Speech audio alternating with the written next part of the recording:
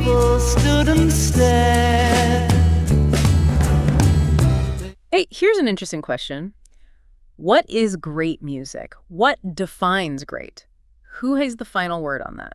Well, I think the main way most people judges it is what sells the best. Very true. But nowadays, you don't necessarily need to buy music. Maybe you just listen to it on Spotify or YouTube. Maybe you don't buy it. Yes, maybe you don't buy it directly, but you're buying it in the sense that you're listening, you're voting with your ears. Exactly. Voting with your ears. And if we look at that vote right now, I mean, if we really look at what people are choosing to play, the results are, well, they're kind of mind-blowing. They really are. We're in this massive shift where, current music is actually losing the war for our attention. It is. But before we get into the winners, we have to define what we're talking about. Because the music industry has this really weird definition of an oldie. Right. Isn't the industry standard something ridiculous? Like if a song's been out for more than a year, it's old. Even shorter. The standard for a catalog record is often anything released more than 18 months ago. 18 months. So a song from, late 2024 is technically an oldie right now? Technically, yes. That just feels wrong. It's like calling a toddler a senior citizen. I agree. It doesn't capture the reality of it. To really judge if music has staying power, if it's truly great, I think it needs to pass a much harder test. Okay. It's what I call the 10-year test. The 10-year test. So it has to survive the initial hype, the radio cycle, all the trends, and still be standing a decade later. Precisely. It needs to prove it has legs. So for our chat today, when we say oldies, we aren't talking about last year's hits. We're talking about anything from 2016 or earlier. That's the line in the sand. Okay, so with that 10-year gap in mind, the numbers for 2025 and 2026 are startling, doesn't quite cover it. Startling is an understatement. If you look at total music consumption in the U.S. right now, streaming, sales, all of it, oldies account for over 75% of it. 75%. 3/4. Over 75%. We aren't just listening to the past, we are effectively living in it. So all the new music, the stuff being made today, is fighting for just a tiny slice of the pie. Just a 25% slice. That is absolutely wild. It completely flips the idea of pop culture on its head. Usually you think of youth culture being obsessed with the now. But the now is the then. So the big question is, within that massive 75%, who's actually winning? Who are the Immortals?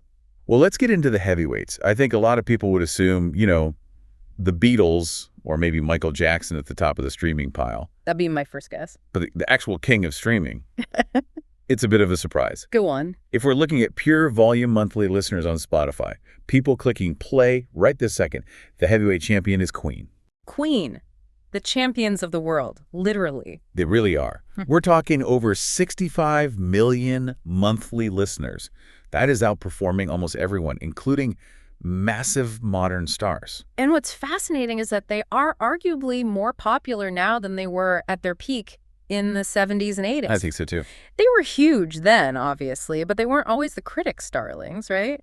Their music has this theatricality. It's built for stadiums. That's a great point. It's big, it's loud, and it works in a stadium or a 15-second video clip. Yeah.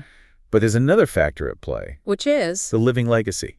The fact that the band is still out there. Freddie Mercury has passed, of course, but you have Brian May and Roger Taylor still touring. And doing it with Adam Lambert, who is fantastic. That keeps the music alive. It puts those songs in front of 20-year-olds in a live setting. It stops them from becoming a museum piece. Exactly. They are a living, breathing thing, and that drives those streaming numbers way up. It's a brilliant strategy. Now, compare that to the Beatles. If Queen is winning the streaming game, where do the Fab Four fit? Well, they stream really well. Over 35 million monthly listeners is nothing to sneeze at. But their real dominance is somewhere else. Where's that? The Beatles are the undisputed kings of physical ownership. Vinyl. In a world where music is mostly free, where you just pay a subscription, the Beatles still move millions in physical records. Yeah, there's something different about that. You can stream Abbey Road anytime, but holding that album cover in your hands, it's a whole other experience. It is. And it's not just Abbey Road. Think about Sgt. Pepper. Oh, absolutely. When you hold Sgt. Pepper's Lonely Hearts Club Band, you're holding a piece of art. The costumes, the cutouts, the lyrics on the back. You don't just want to hear that album. You want to own a piece of it. It's a level of devotion that goes beyond just tapping a screen. It really is. But there's a third pillar here. The band that just won't go away because of the vibe. Fleetwood Mac. Fleetwood Mac. specifically the album Rumors. That album is a permanent resident of the top 20. It spent something like 600 weeks on the Billboard 200. Over 600 weeks. And it's not just people our age, it's 19-year-olds. They've adopted that album as their own. The mood, the drama, the relationships, it's timeless. It really is.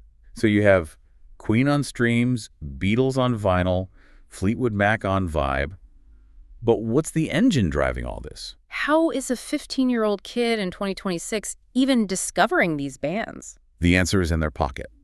It's the mechanisms of revival, specifically TikTok and the algorithms. The TikTok time machine. It really is a time machine. Think about it. When we grew up, we had gatekeepers. Yeah. Classic rock radio, MTV. Right. If the DJ didn't play it, you just didn't hear it.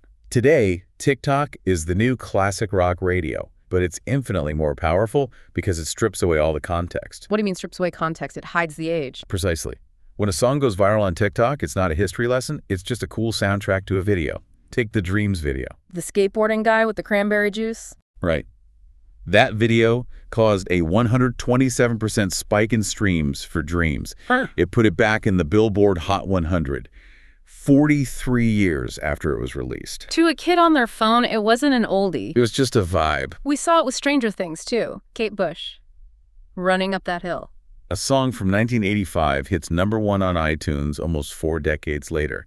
The algorithm does not care about chronology. I was looking at my nephew's playlist the other day. It was total chaos. He had Nirvana, then Greta Van Fleet, then Led Zeppelin. To him, there's no difference. The algorithm doesn't say, here's a history lesson. It just says, you like guitar-heavy rock, here's more. So they're bypassing their parents' music completely. Often, yeah. A kid today might skip right over the pop music their parents listened to and go straight to their grandparents' era. So they're blasting The Dark Side of the Moon in a dorm room, not because it's a classic. But because, and this is a direct quote, it slaps. It slaps. I love that. Yeah. Stairway to Heaven isn't an antique. It's just a killer track. Exactly. And the realization that their favorite new song is 40 years old doesn't ruin it. It actually gives it more credibility. Speaking of time moving forward, we have to address the elephant in the room with our 10-year rule.